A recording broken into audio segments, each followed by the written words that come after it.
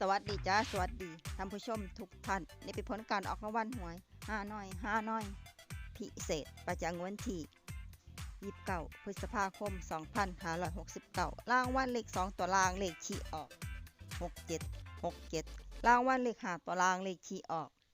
8316783167รางวัลเลข2ตัวบนเลขที่ออก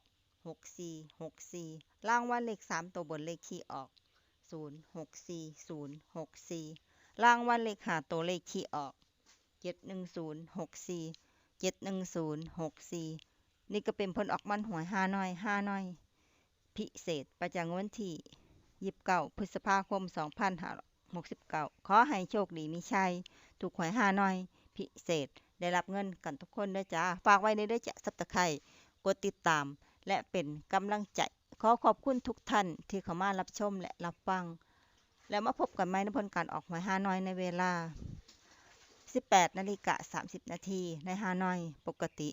สำหรับครั้งนี้ขอบคุณและสวัสดีจ้า